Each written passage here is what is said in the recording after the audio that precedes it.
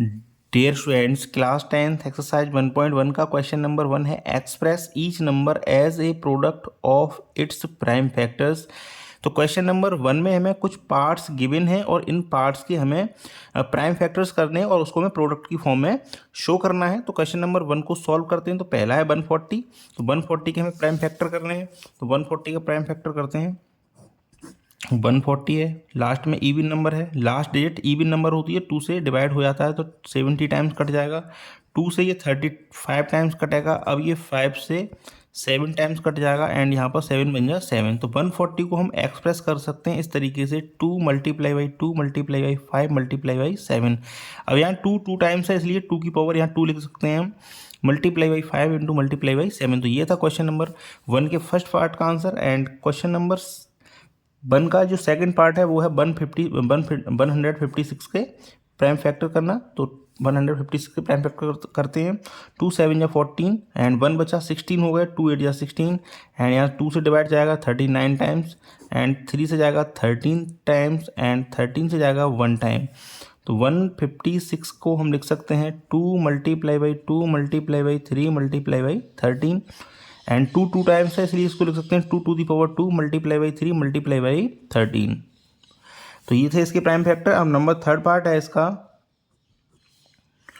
3825 के prime factor करना। 3825 के प्राइम फैक्टर करने हैं हमको। तो ये सबसे पहले कटेगा 3 से according to the rule of divisibility. Rule of divisibility कहता है अगर कोई भी नंबर जिसकी डिजिट्स का सम अगर 3 से डिवाइड हो रहा है तो वो भी 3 से डिवाइड हो जाएगा। जैसे 8 + 3 कितना, जैसे 3 + 8 कितना हो जाएगा 11, 11 + 2 कितना हो जाएगा 13, 13 + 5 कितना हो जाएगा 18।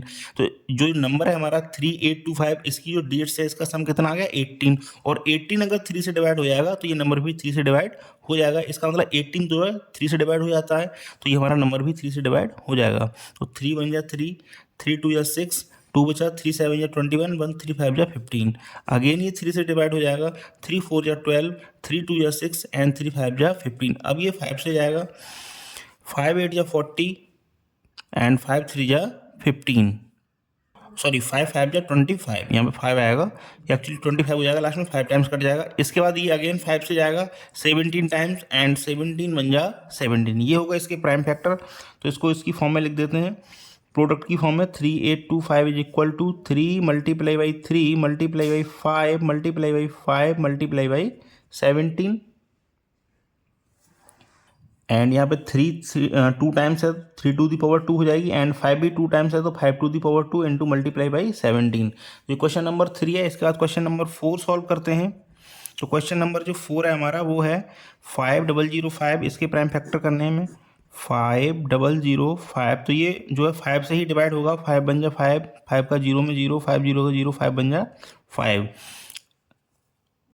इसके बाद ये 7 से डिवाइड हो जाएगा, 7 बन जा 7 एंड 3 बचा, 7 4 या 28, 2 बचा, 7 3 या 21। इसके बाद ये जाएगा 11 से, तो 11 बन जा 11, 3 बचा, 11 3 या 33। इसके बाद ये 13 से डिवाइड हो जाएगा तो 13 बन जा 13।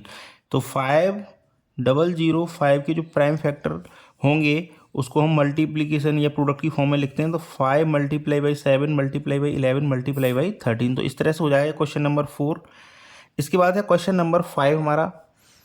क्वेश्चन नंबर 5 में हमें प्राइम फैक्टर कर रहे हैं 7429 के। तो देखो ना तो ये 2 से डिवाइड होना, ना ही 3 से डिवाइड होना है।